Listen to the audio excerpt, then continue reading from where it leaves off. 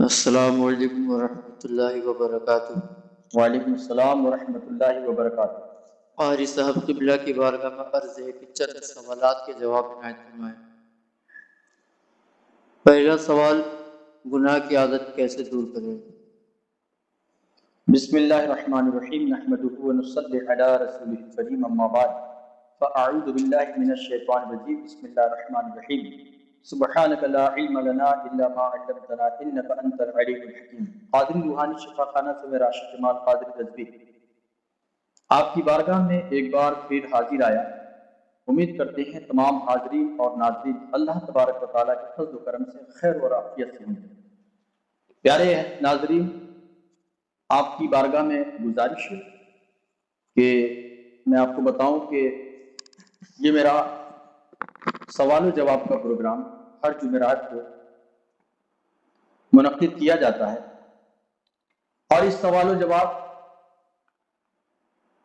سے ان لوگوں کو جو مجھ تک نہیں آ سکتے ہیں یا جن تک میں نہیں جا سکتا ہوں، اور ایک ہی آدمی کو ایک ہی وقت میں بہت ساری جگہ جانا مشکل ہوتا ہے،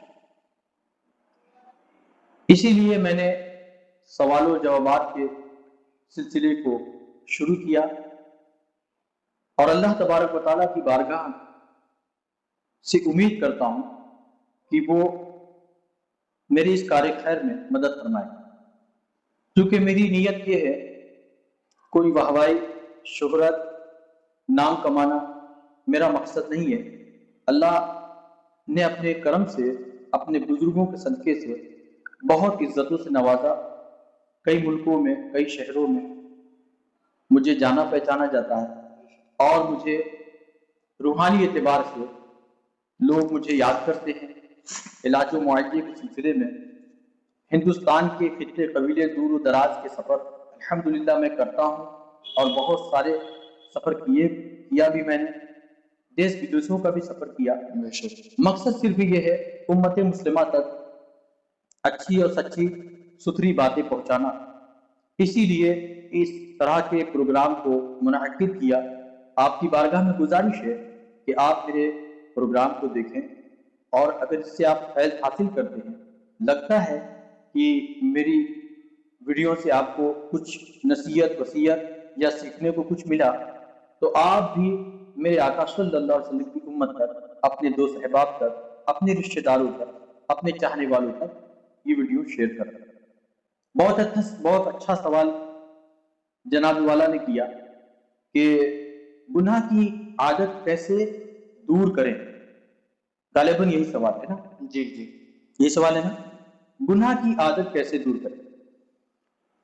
دیکھیے، سب سے پہلے تو یہ جاننا چاہیے کہ اگر انسان گناہ گار ہے تو پھر سمجھیے کہ عبادتوں، ریاضتوں، تسبیحات، نماز، ذکر و اذکار میں اس کے من اور اس کے من کو سکون، اس کے قلب اور اس کے قلب کو سکون نہیں ملتا ہے، نہ اس میں اس کا من لگتا ہے، نہ پڑھنے میں طبیعت لگتی ہے، دل لگتا ہے، نہ اس کے من میں سکون، اس کے قلب میں سکون داخل ہوتا ہے۔ کیوں کہ یہ کلیہ ہے کہ ایک برتن اگر ناپاک ہے تو اس ناپاک برتن میں پانی نہیں ڈالا جاتا ہے، یعنی جو پانی پینے کے لیے ہم استعمال کرتے ہیں یا کھانے کی چیزیں استعمال کرتے ہیں، تو یہ ہر ایک شخص کو اللہ نے اتنا علم دیا ہے اور عقل دی ہے کہ وہ ناپاک برتن میں کھانے کی چیزیں، پینے کی چیزیں نہیں رکھتا ہے۔ کیوں کہ وہ جانتا ہے کہ اس ناپاک برتن میں اگر ہم پانی ڈالتے ہیں تو پھر نتیجہ یہ مرتب ہوگا کہ وہ جو پاک چیز ہے ناپاک برتن میں ڈالنے کے بعد وہ ناپاک ہو جاتی ہے۔ تو لہذا اللہ تبارک و تعالی کا ایک نام ہی سبحان، وہ پاک ہے اور پاک کو پسند کرتا ہے۔ ہمارے اور آپ کے آقا مولانا صلی اللہ علیہ وسلم ارشاد فرماتے الطہارۃ نصف الایمان، صفائی ایمان کا آدھا حصہ ہے، صفائی ایمان کا آدھا حصہ ہے۔ بات سمجھ آ رہی ہے؟ جی بے شک۔ صفائی ایمان کا آدھا حصہ ہے. اور اللہ نے صاف ستھرے لوگوں کو اپنا دوست فرمایا یحبون التوابین ویحب المتطہرین، سبحان اللہ. کہ اور بے شک بہت زیادہ توبہ کرنے والے اور بہت زیادہ پاک صاف اور ستھرے رہنے والے لوگ اللہ کے محبوب ہیں. کتنی بڑی بات ہے. اب یہ کہ سب سے پہلے ہمیں عبادتوں میں، تسبیحات میں، نماز میں اور دین کے معاملات میں اللہ اس کے رسول کی طرف رغبت کرنے کے لیے سب سے پہلے اپنے آپ کو گناہ سے دور کریں. اب چونکہ گناہ کی عادت پڑ گئی ہے تو یہ عادت جائے گی کیسے؟ کوئی اس کے لیے کوئی ایسا حربہ، کوئی ایسا طلسم، کوئی ایسی دعا، کوئی ایسا طریقہ جس سے ہمارے اندر کے جو شیطان ہے، اندر بیٹھا خبیث شیطان ہے جو نفس کی صورت میں ہے، وہ ہم پر غالب نہ ہے بلکہ ہم اس کے اوپر غالب آئے. تو اگر کسی کے اندر اس بات کا احساس ہوتا ہے تو یہ بہت اچھی بات ہے کہ وہ گناہ سے توبہ کرنے کے لیے، گناہ سے باز آنے کے لیے، گناہ سے پاک ہونے کے لیے جو یہ سوچتا ہے تو اس کی سوچ بڑی مبارک ہے.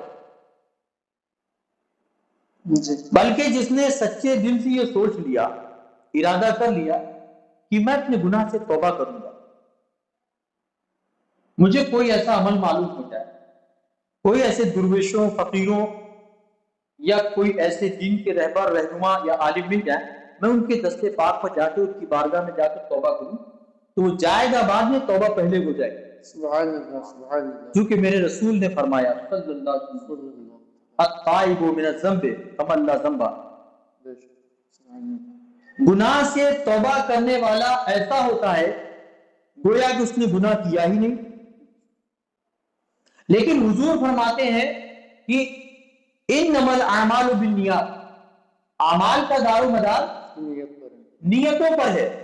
تو اس نے تو توبہ کی نیت کر لی، اور جب توبہ کی نیت کر لی تو اگر وہ توبہ سے پہلے بھی مر گیا تو بھی اس کی توبہ قبول ہو جائے. اب رہا سوال کیا کیسے جائے گناہ کی توبہ؟ یہ تو ایک ارادے کی بات ہے، نیت کی بات ہے. توبہ کرنے کے لیے سب سے پہلے اپنے اندر جھانک کر دیکھیں کہ ہمارے توبہ کے درمیان، یعنی ہمارے رب اور ہمارے درمیان کن چیزوں کا پردہ پڑا ہے. وہ لالچ کا بھی ہو سکتا ہے، وہ دنیا کی محبت کا بھی ہو سکتا ہے، وہ کسی بری عادت کا بھی ہو سکتا ہے. سب سے پہلے اس بری عادت کو، اس لالچ کو ترک کرنا پڑے گا، جب جا کے توبہ ملے گی. اور توبہ اگر کامل کرنا چاہے کوئی، کسی کے دل میں یہ خلش پیدا ہوئی کہ میں کامل توبہ کرنا چاہتا ہوں، تو اسے چاہیے کہ کسی نیک صالح، کسی مرد کلندر، کسی اللہ والے کے دربار میں یا ان کی صحبت میں جا کر اپنے گناہ سے توبہ کرے اور ان کے ہاتھ میں اپنی زندگی کی باغ ڈول دے دے اور کہے کہ حضور جیسے آپ بولیں گے، جس طرح آپ کہیں گے ویسے ہی زندگی گزاروں گا. تو یہ اللہ والے ہیں جو اللہ تبارک و تعالیٰ کے بتائے ہوئے راستے پر آپ کو لگا دیں گے، اور وہ ان کے طریقے پر عمل کرو گے تو رسول پاک بھی ملیں گے، غوث پاک بھی ملیں گے، اور اللہ اس کا رسول بھی مل جائے گا. اچھا ایک بات اور کہ جب کوئی اس طرح کا انسان نہ ملے، کوئی ایسا رہبر رہنما نہ ملے، تو پھر اس وقت کیا کرنا چاہیے؟ قریب کے اطراف میں، یعنی اپنے قرب و جوار میں جو درویش، فقیر، صوفی اور نہیں ہے، تو پھر کوئی صاحب مزار کی بارگاہ میں جا کر اللہ سے توبہ کرے اور ہر نماز کے بعد کم سے کم 11 مرتبہ درود پاک اور 11 مرتبہ استغفار مدینۃ المنورہ شریف کی طرف ہو کر کے پڑھ لیں، اور یہ تصور کرے کہ میں رسول کریم صلی اللہ علیہ وسلم کے دربار میں حاضر ہوں اور حضور کی بارگاہ میں سلام پیش کر رہا ہوں اور حضور کو گواہ بنا کر اپنے گناہوں سے توبہ کر رہا ہوں، اور پھر اللہ سے مغفرت طلب کرے. انشاءاللہ گناہ کی دھیرے دھیرے عادت ختم ہو جائے گی اور آپ گناہ سے پاک و صاف ہو جائیں۔ سبحان اللہ۔ اور کوئی سوال؟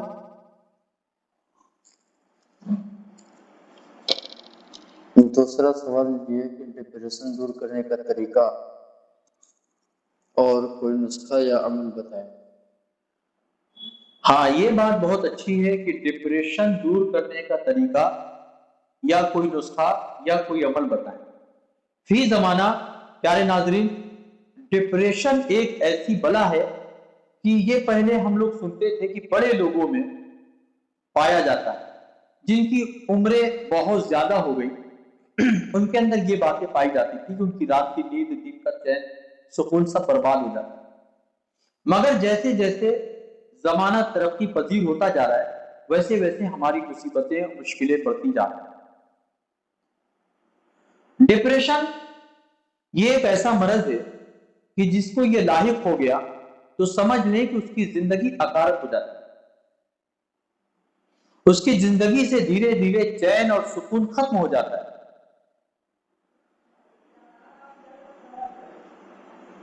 ڈپریشن ایک ایسا مرض ہے کہ انسان کو رفتہ رفتہ برف کی طرف پگھلا دیتا ہے۔ اس کی صحت، اس کی عقل، اس کی سوچ و خرد سب کچھ ختم ہونے لگتی ہے۔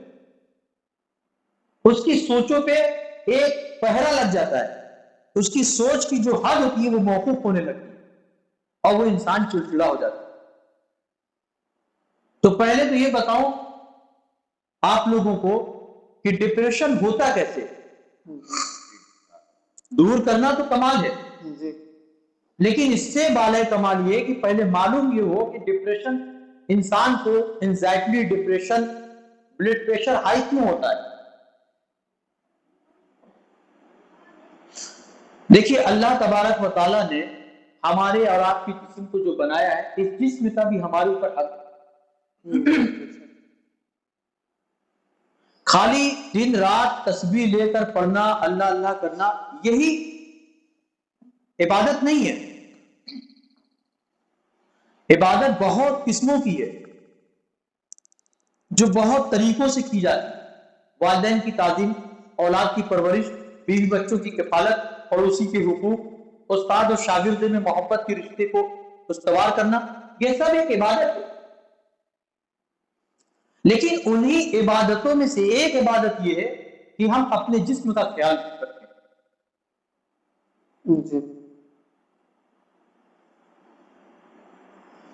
جیسے یہاں بیٹھے، جیسے کہ اللہ تبارک و تعالیٰ نے دین کو اس لیے بنایا کہ ہم ذریعہ معاش، رزق حلال، کسب حلال کی کوشش کریں، جو کہ سچی، اچھی، پاکیزہ، حلال، طیب غذا، روٹی کھانا، یہ بہت بڑی عبادت ہے۔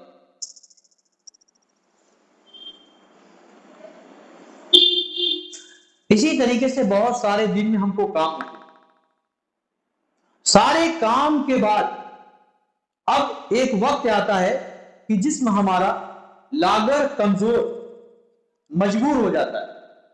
اب اس کو ریفریش کرنے کا وقت آتا ہے، اس میں چارج کرنے کا وقت آتا ہے۔ اور وہ کیا ہے کہ اللہ قرآن مقدس میں فرماتا ہے کہ میں نے رات اس لیے بنائی تاکہ تم رات میں آرام کرو، آرام کرو۔ اب آرام کتنا کرنا چاہیے؟ ڈاکٹر، حکیموں، ویدوں کی قول کے مطابق ایک ینگ انسان کو کم سے کم 7 سے 8 گھنٹہ سونا چاہیے۔ اسی لیے کہا گیا ہے کہ عشاء کی نماز پڑھنے کے بعد جلدی سو جاؤ تاکہ آپ پچھلے پہر تہجد ادا کرو، اور نہیں ادا کر سکتے تو پھر آپ جو ہیں کہ فجر کی نماز میں حاضر ہو جائیں۔ اب رات جب ہوتی ہے، سارے دن کے کام کے بعد جب ہم بستر پر جاتے ہیں تو کئی گھنٹوں ہم اپنے ادھر ادھر کے لہو لعب میں، کھیل کود میں، یا پھر موبائل اسکرین، لیپ ٹاپ، کمپیوٹر کے سامنے گزارتے تھے۔ تو جب یہ اس موبائل کی روشنی، ریزیں نکلتی ہے تو وہ ہمارے مائنڈ کو ڈسٹرب کرتی ہے. پھر ہماری نیند جو ہے جس طرح سے آنی چاہیے پرسکون طریقے سے، وہ سکون ختم ہو جاتا ہے.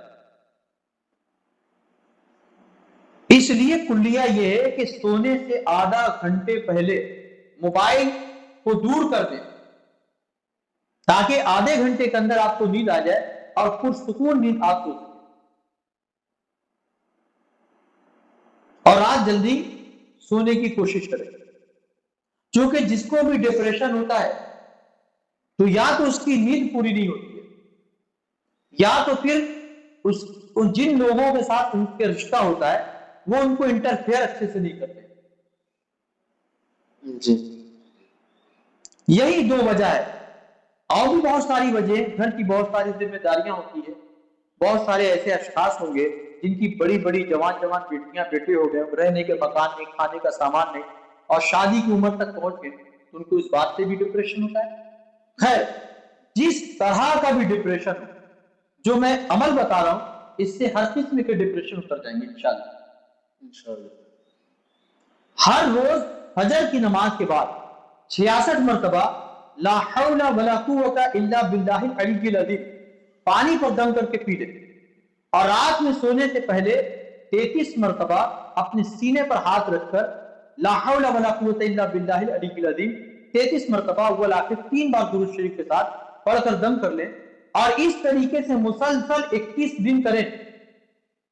پھر دیکھیں آپ اس عمل کی تاثیر اور آپ اپنے ڈپریشن کو دیکھیں. انشاءاللہ تبارک و تعالی ڈپریشن پانی کی طرح بہ جائے گا، پہلی بات. لیکن اگر بہت زیادہ شدت کے ساتھ ڈپریشن ہے تو اسے چاہیے کہ میڈیٹیشن کرے. میڈیٹیشن کے بارے میں انشاءاللہ کسی ویڈیو میں ہم بتا دیں گے، اور نسخہ کیونکہ طویل ہے وہ بھی بتا دیں گے انشاءاللہ. اور کوئی سوال ہے تو؟ آخری سوال حضرت یہ ہے، مدت سے نماز پڑھتا ہوں مگر سکون نہیں ملتا، اس کی کیا وجہ ہے؟ مدت سے نماز پڑھتا ہوں مگر سکون نہیں ملتا. سکون نہیں ملتا، اس کی کیا وجہ ہے؟ جی ہاں، یہ بہت ہی امپورٹنٹ سوال ہے فی زمانہ. جی اور یہ ہر زمانے کا سوال بہت اعلیٰ درجے کی حیثیت رکھتا ہے. میں نے اپنی زندگی میں ایسے لوگوں کو بھی دیکھا ہے جن کی عمر 60-70 بلکہ اس سے بھی آگے کراس کر چکی ہے، مگر وہ نماز میں حاضر تو ہوتے ہیں مگر نماز میں نہیں ہوتے.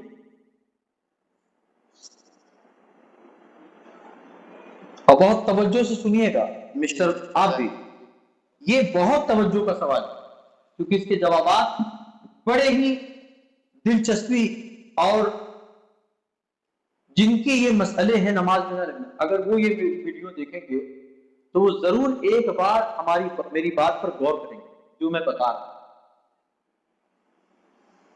مدت سے نماز پڑھتے ہیں اور نماز میں دل نہیں لگتا، سکون نہیں ملتا، طبیعت نہیں لگتی، بس چلے گئے مسجد، یوں سمجھے کہ اپنے سر کا بوجھ اتار لیا. اس کی وجہ یہ ہے، سب سے پہلی بات تو یہ ہے کہ نماز جو ہے اللہ تبارک و تعالیٰ کے لیے پڑھی جاتی ہے. جی کس کے لیے؟ اللہ تبارک کے لیے. تو اب اس میں ایک بات یہ بھی ہے کہ سب سے پہلے ہم اس بات پر غور کریں کہ نماز کیسے پڑھنی چاہیے، کیونکہ نماز افضل العبادت، افضل العباد ہے. تمام عبادتوں میں سب سے افضل اور اعلیٰ عبادت کا نام نماز ہے. بے شک. اور اس کا جواب ہم دیتے ہیں، اللہ کے رسول علیہ السلام نے فرمایا کہ تم اپنے رب کی عبادت ایسے کرو گویا کہ تم اسے دیکھ رہے ہو، گویا کہ تم اسے دیکھ رہے ہو. اور اگر یہ تم سے نہ ہو سکے تو یہ تو تم کو تصور کرنا ہی کرنا ہے کہ وہ مجھے دیکھ رہا. اس بات پر دھیان دیں، ایسے عبادت کریں گویا کہ میں اسے دیکھ رہا. اور یہ نہ ہو سکے تو کم سے کم یہ تو تم کو خیال جمانا ہی ہے مکمل طریقے سے کہ وہ تمہیں دیکھ رہا ہے۔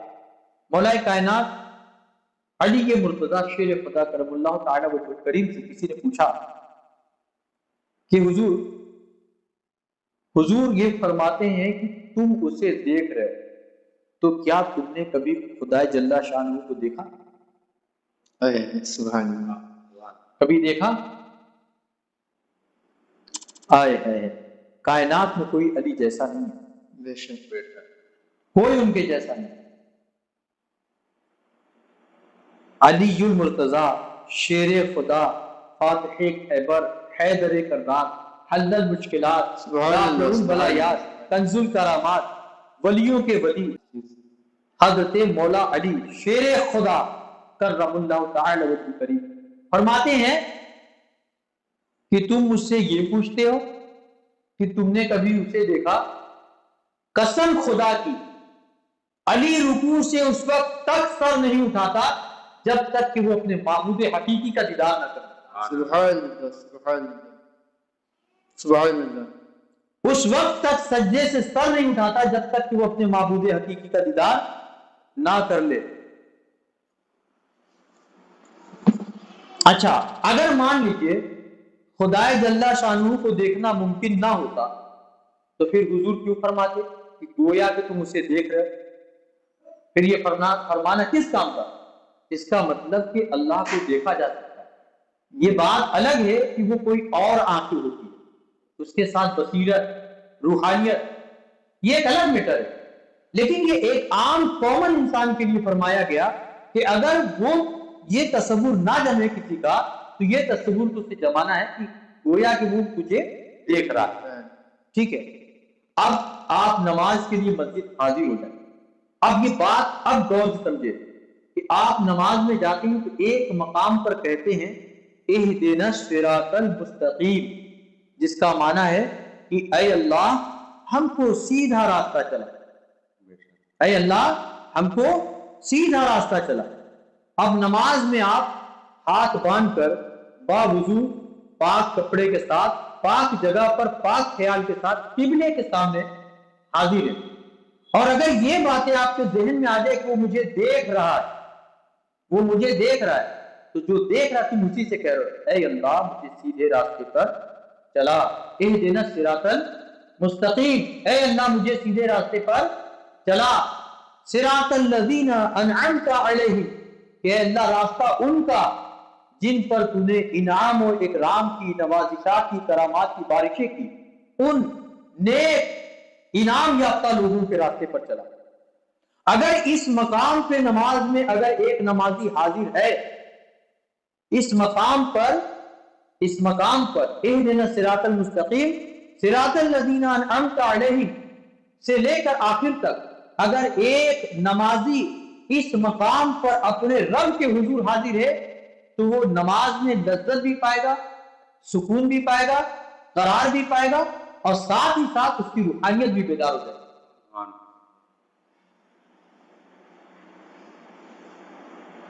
اس کا مطلب کہ ایک آدمی باوضو پاک دامن پاک خیال کے ساتھ اللہ کے پاکیزہ گھر مسجد میں حاضر ہے اور قبلے کے سمت ہے، ساری دنیا کو پشے پشت چھوڑ کر آیا ہے، سب سے روگردانی کر کے مسجد میں آیا ہے، لیکن وہ آ تو گیا ہے مگر وہ جس طریقے سے عبادت کو کلیہ ہے اس پر وہ عمل نہیں کر رہا ہے، یعنی کہ تم اسے دیکھ رہے ہو یا وہ تمہیں دیکھ رہا ہے۔ تو اگر وہ دیکھ رہا ہے، جیسے مثال کے طور پر مجھے کسی چیز کی حاجت ہے آپ سے، تو ہم آپ کو ایسے فیس ٹو فیس کہیں گے کہ مجھے اس چیز کی ضرورت ہے، اگر ہو سکے تو آپ میری مدد کر دیں یا میری خواہش کو پوری کر دیں۔ اور فی زمانہ ایک موبائل کا راستہ ہو گیا کہ میں نے کال کیا اور کہا کہ حضرت یہ مسئلہ ہے میرا اور آپ میرے مسئلے پر کوئی ہماری رہنمائی فرمائیں، یا یہ میری ضرورت ہے، میری ضرورت پوری کر دیں۔ اور اگر ہم موبائل کا سہارا نہ لیں اور آپ سے ملاقات نہ کریں اور ہوا میں یوں ہی کہیں کہ یار عبداللہ بھائی آپ کہاں ہیں، آپ میری مدد کریں، میری یہ طلب پوری کریں، میری یہ پریشانی دور کریں، تو بتاؤ کہ فریاد رسی ہوگی تو بتائیں. اگر آپ سامنے ہیں تو آپ کا مسئلہ حل ہے، اور آپ سامنے نہیں تو حل نہیں. اب اسی سے ان لوگوں پر قیاس کریں کہ جو جمعہ کی 2 رکعت نماز پڑھتے ہیں اور بھاگ جاتے ہیں اس لیے کہ وہ فارمیلٹی ادا کرنے کے لیے آئے. جی وہ یوں ہی سماج اور ایک رسم، ایک باپ داداؤں کو طور طریقے اس پر عمل کرنے کے لیے آئے. جی اگر وہ نماز کے لیے آتے نا تو ابھی چونکہ ویڈیو طویل ہو جائے گی، میں ایسی روایات، حکایات اور بہت سارے قصے کہانیاں بتاتا آپ کو قرآن اور حدیث کی روشنی میں کہ جنہوں نے ایک سجدہ کیا ہے حالت طوائفہ میں، حالت جرم میں، حالت قتل میں، اور سجدے سے سر اٹھانے کے بعد وہ ولایت کے مقام پر فائز ہو گئے. سبحان اللہ، بے شک اس لیے کہ ان کی طلب سچی تھی. بے شک. وہ اس معبود حقیقی کو پانے کے لیے سجدہ کر رہے تھے، اس کی محبت، اس کی معرفت کو، اس کو راضی کرنے کے لیے. اور یہاں ایک فارمیلٹی، ایک سر کا بوجھ اتارنے کے لیے نماز ادا کرتے. اگر وہ شخص 2 رکعت کی نماز پڑھنے والا اگر یہ سوچتا کہ ہم اپنے رب کے حضور سجدہ کرنے جا رہے ہیں اور جو پچھلا ہفتے کا یا پچھلی زندگی کا گناہ ہے سب سے توبہ کرنے جا رہے ہیں، تو وہ مسجد میں پوری نماز بھی ادا کرتا اور جب واپس پلٹتا تو اپنے گناہوں سے پاک و صاف ہو کر لوٹتا.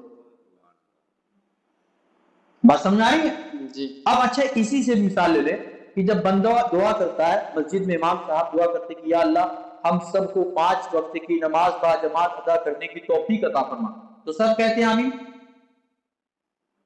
سب کہتے ہیں آمین. جی لیکن اسی جمعہ کی نماز کے بعد وہ بھاگ جاتے ہیں. جی ایسے ہی ہوتا ہے. کیوں؟ اس لیے کہ وہ فارمیلٹی ادا کرنے آئے، اور اس طرح کے ان کے رویے نے، اس طرح کی ان کی عادات نے ان کے قلب کو سخت کر دیا ہے. اس لیے ان کے اوپر کوئی دعا اور دوا اثر نہیں کرتی ہے. جب تک انسان خود سے بدلنا نہ چاہے اس وقت تک اس کے اندر تبدیلی نہیں آ سکتی ہے. جب تک خود نہ بدلنا چاہے تو بدلنے کے لیے انسان کو بڑی کوششیں کرنی پڑتی ہے. تو آخر میں آپ کو بس ایک بات عرض کروں گا کہ یہ ہماری جتنی بھی جو سوالات اس کے جوابات دیے ہیں، اللہ تبارک و تعالیٰ کی بارگاہ میں دعا ہے کہ جو بھول چوک غلطی تو معاف فرمائے، اور جو صحیح کہا گیا اللہ اسے قبول فرمائے. یہ آخر میں آپ سے عرض کروں گا کہ اپنی زندگی کو آپ کسی نیک صالح اچھے سچے انسان کے دامن سے وابستہ کر لیں، اور ایسے شخص سے وابستہ کریں جو اللہ اس کے رسول کی معرفت رکھتا ہو.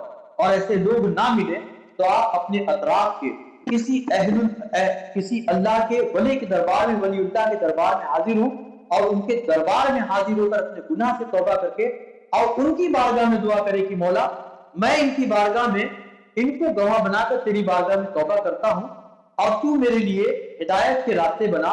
کوئی ایسا رہبر، کوئی ایسا رہنما، کوئی ایسا سچا، کوئی ایسا عاشق رسول میرے زندگی میں لا دے جو میری رہنمائی کرے اور مجھے تجھ تک پہنچا دے. میرے لیے اس سفر کو آسان کر.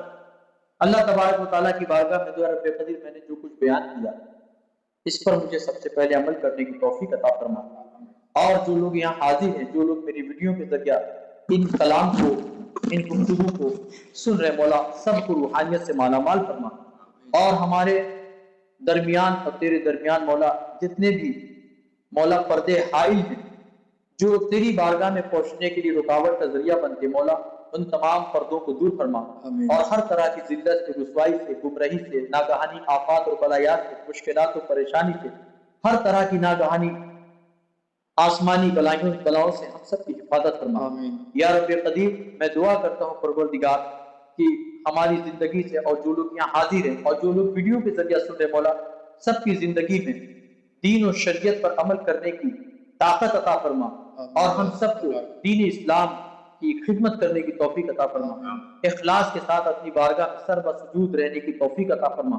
اپنے در کا محتاج اپنے رسول کریم صلی اللہ علیہ وسلم کا در کا سچا فقیر بنا کر رکھا. اللہم ربنا تقبل منا انک انت السمیع العلیم وتب علینا انک انت التواب الرحیم.